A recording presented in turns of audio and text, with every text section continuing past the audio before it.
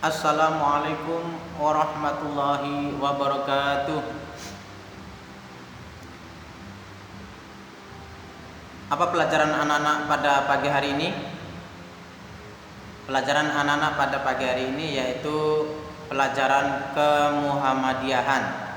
Ya, saya ulangi lagi, pelajaran anak-anak pada pagi hari ini yaitu pelajaran kemuhammadiyahan. Oke, baik anak-anak kelas 3.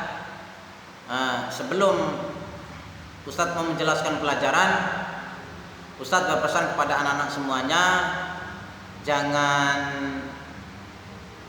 bosan untuk tetap melaksanakan sholat 5 waktu, karena sholat 5 waktu itu sudah diperintahkan oleh Allah Subhanahu wa Ta'ala kepada kita semuanya untuk melaksanakannya.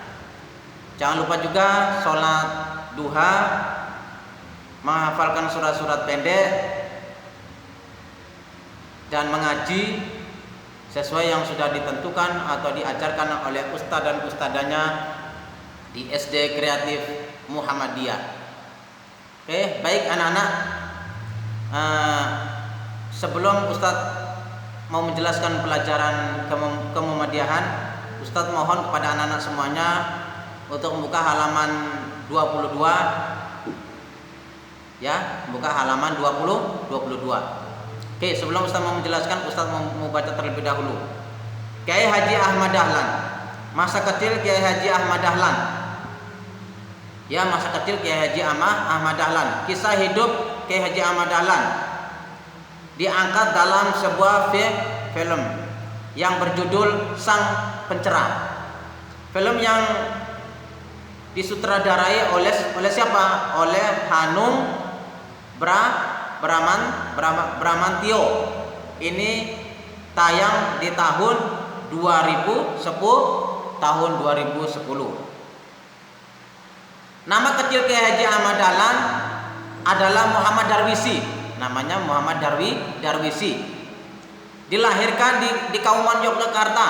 Dilahirkan di mana? Di Kauman Yogyakarta pada tanggal 1 Agustus 1868 Masehi. Putra keempat dari 7 bersaudara. Ini memang dilahirkan dari keluarga ulama. Jadi Muhammad Darwisi ini dilahirkan dari keluarga ulama, berarti keluarga Kiai Haji Ahmad Dahlan ini itu keluarganya kelahiran dari keluarga ulama, berarti orang-orang yang berilmu agama. Baik, itu anak-anak ya. Selanjutnya, dia termasuk anak yang sabar. Jadi Muhammad Darwisi anak yang sabar. Jika ada teman-teman berkelahi, Darwisilah yang menjadi pelerainya. Jadi ketika ada temannya yang berkelahi, bertengkar, jadi tugasnya Muhammad Darwisi ini pelerainya, memisah. Biar apa? Biar tidak bertengkar, biar tidak berkelahi. Itu anak-anak ya. Selanjutnya, Muhammad Darwisi dikenal sebagai anak yang mandiri.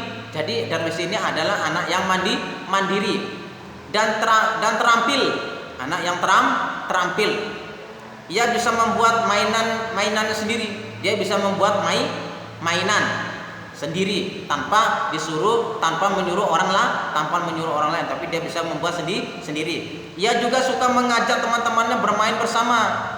Muhammad Darwisi ini senang mengajak teman-temannya untuk apa? Untuk bermain bersama-sama. Jadi tidak main sendiri. Bahkan ia sering membuatkan temannya bermain yang sama.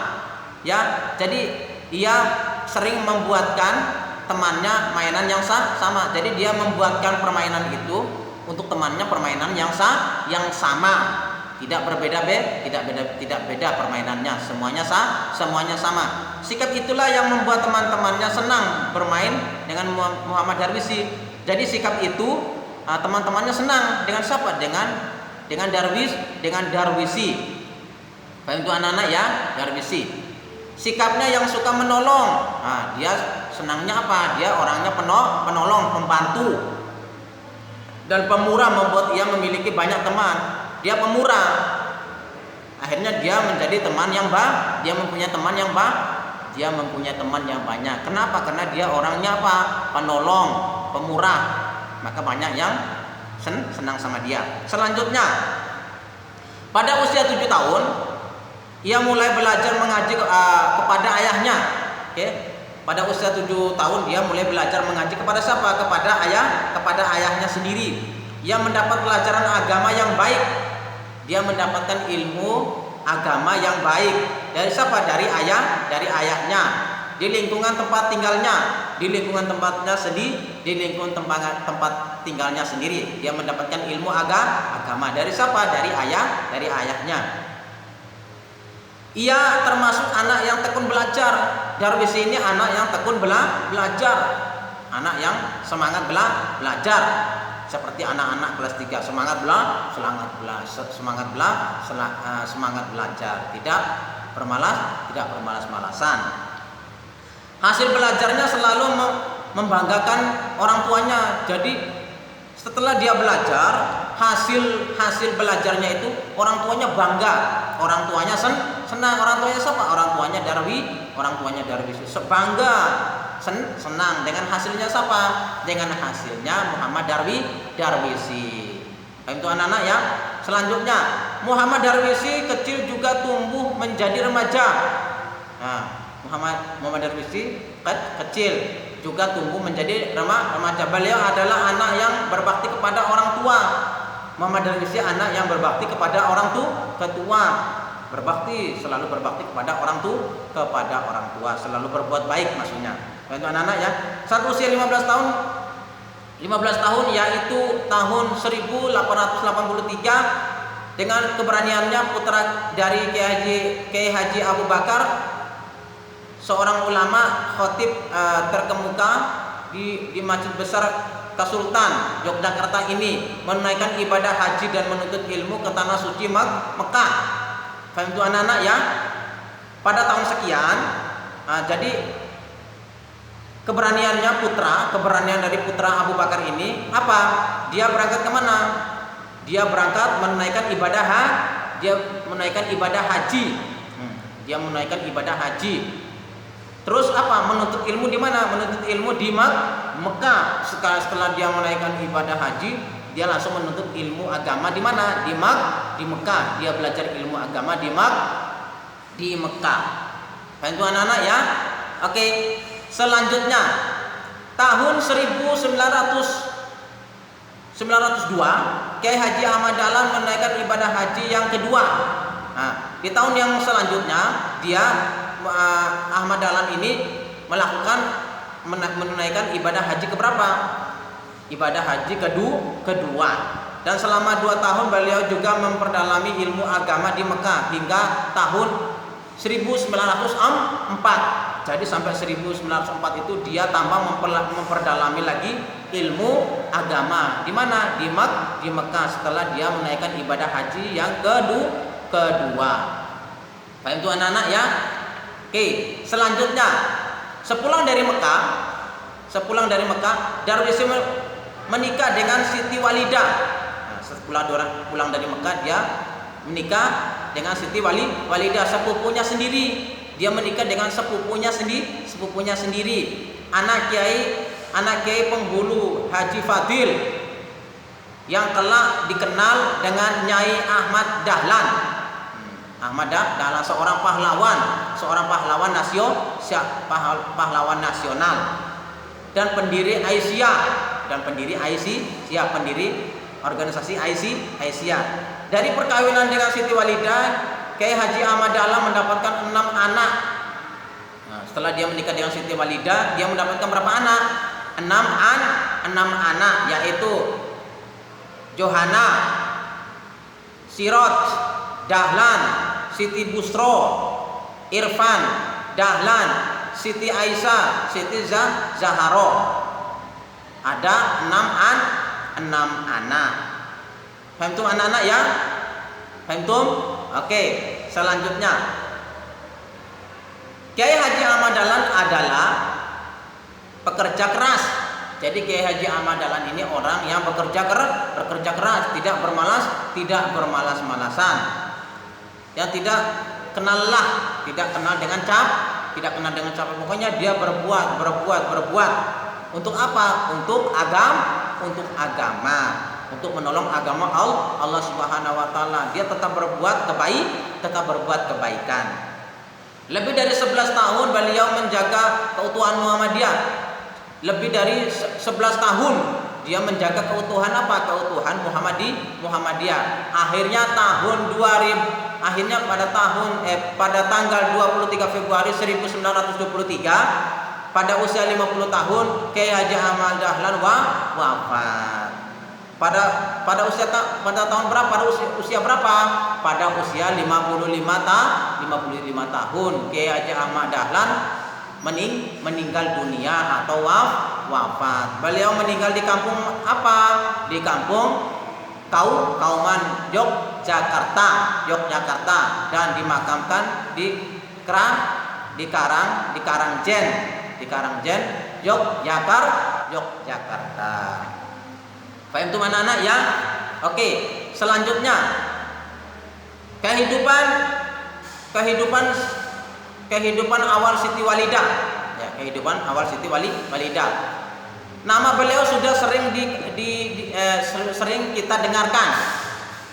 Siti Walidah namanya sering kita dengarkan. Banyak juga lembaga pendidikan yang memanjang foto beliau di ruang kelas.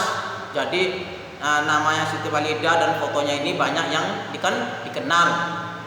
Kenapa? Karena sering dipajang di kelas-kelas. Tentu anak-anak ya. Berbusana Jawa kuno dan berkerudung dengan busana kuno dan berkerudung. Tokoh yang memperjuangkan hak perempuan Indonesia pada masa itu. Jadi ini adalah Siti Walidah ini adalah tokoh pejuang hak perempuan, pejuang Indonesia pada masa itu. Istri dari pendiri Muhammadiyah dan juga pahlawan nasional.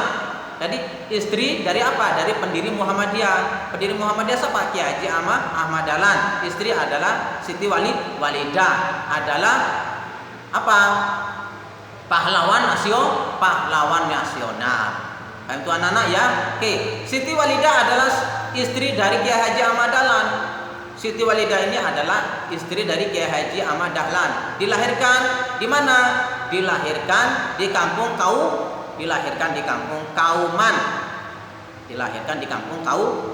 Yogyakarta. Putri dari Kiai Haji Muhammad Fadil. Putri dari Kiai Haji Muhammad Fadil. Itu orang tuanya siapa? Siti Walidah. Sejak kecil telah mendapat pendidikan agama yang baik. Jadi Siti Walidah ini sejak kecil sudah mendapatkan pendidikan ilmu agama yang baik. Dari siapa? Dari orang tuanya sendiri yang namanya Muhammad Fadil. Paham itu anak-anak ya? Ayahnya adalah seorang pejabat agama. Orang tuanya adalah pejabat agama di Keraton Yogyakarta. Ingat-ingat ya, orang tuanya Siti Walidah ini adalah seorang pejabat di Keraton Yogyakarta. Oke, selanjutnya Sopo Tresno dan Aisyah. Siti Walidah lebih dikenal dengan Nyai Ahmad Dahlan. Jadi Siti Walidah ini terlebih dikenal yaitu Nyai Ahmad Dahlan karena dia ada istrinya Kiai Haji Ahmad Dahlan. Siti Walidah adalah istri dari Kiai Haji Ahmad Dahlan. Pendiri apa? Pendirinya Muhammadiyah. Jadi Siti Walidah ini adalah istrinya Kiai Haji Ahmad Dahlan, pendiri organisasi Muhammadiyah. Pada tahun 2017 kisah hidup Siti Walidah diangkat dalam film yang berjudul Nyai Ahmad Dahlan. dia punya film juga. Judulnya apa? Nyai Ahmad Dahlan. Kisahnya yang mengumumkan dan menarik perempuan Indonesia ini. Kisahnya sangat menarik perempuan Indonesia karena dia adalah pahlawan perempuan Indonesia. Memang layak ditonton. Kenapa? Karena dia adalah pejuang perempuan Indonesia karena dia punya gelar pahlawan nasional. Paham itu anak-anak ya? Oke, selanjutnya bersama suami dan beberapa pemimpin Muhammadiyah lainnya, Nyai Ahmad Dahlan membahas peresmian Sopo Tresno sebagai kelompok perempuan. Dia meresmikan Sopo Tresno sebagai kelompok perempuan. Sopo Tresno memutuskan mengganti nama yakni menjadi Aisyah. Jadi organisasi perempuan itu adalah Aisyah. Berasal dari apa? Dari nama istri Nabi Muhammad. Istrinya Nabi Muhammad siapa? Namanya Aisyah. Pendiri apa? Namanya organisasi Aisyah ini adalah organisasi Aisyah. Diambil dari nama apa? Dari namanya istrinya Nabi, yaitu Aisyah. Diresmikan pada tanggal berapa? Diresmikan pada tanggal 22 April. Pada tanggal 22 April 1917 dengan Nyai Ahmad Dahlan sebagai ketua. Jadi istrinya Kiai Haji Ahmad Dahlan ini, Nyai Ahmad Dahlan ini sebagai ketua. Ketua apa? Ketua Aisyah. Paham itu anak-anak ya? Paham itu? Oke. Selanjutnya, kepemimpinan dan kehidupan Aisyah selanjutnya. Melalui Aisyah, Nyai Ahmad Dahlan mendirikan sekolah-sekolah. Jadi Nyai Ahmad Dahlan ini istrinya Kiai Haji Ahmad Dahlan ini mendirikan sekolah-sekolah putri dan asrama serta keaksaraan dan program pendidikan Islam bagi perempuan. Ada pendidikan perempuan. Nah, itu anak-anak ya, seperti TK Aisyah. Banyak SD juga, SD Aisyah. Banyak di kabupaten-kabupaten atau di provinsi-provinsi lain itu banyak sekali pendidikan Aisyah, pendidikan perempuan. Faham itu anak-anak ya? Selanjutnya, sebagai sosok muslimah teladan, Siti Walidah selalu mengamalkan ajaran Islam dalam kehidupan sehari-hari. Siti Walidah ini selalu mengamalkan ilmu agama setiap hari. Tidak ada bosan-bosannya, tidak ada lelahnya. Kenapa? Karena dia mengamalkan ilmu agama itu memang sudah diperintahkan oleh Allah Subhanahu wa taala, atau sudah diperintahkan dalam agama. Itu anak-anak ya, karena di situ akan mendapatkan apa? Mendapatkan ridha Allah Subhanahu wa taala. Sebagai apa? Sebagai bekalnya nanti di hari akhirat. Itu anak-anak ya. Dan sebagai pemimpin muslimah, dia adalah seorang pemimpin muslimah. Beliau selalu tegas dan berani, orangnya tegas dan berani. Itu anak-anak ya. Selain itu, kecerdasan pikiran beliau menjadi ciri khas pribadi beliau. Dia adalah orangnya cerdas. Cerdas apa? Cerdas pikirannya untuk selalu bagaimana caranya organisasi Aisyah ini selalu maju. Dan dia juga mengajak ibu-ibu Aisyah untuk selalu memajukan organisasi Aisyah. Dan dia juga tidak bosan-bosannya untuk menjadi orang yang mubalighah. Dia juga orang mubalighah, orang yang selalu menyampaikan ilmu agama kepada perempuan-perempuan atau ibu-ibu yang lain. Dan dia juga mendirikan pendidikan pendidikan Aisyah atau pendidikan perempuan.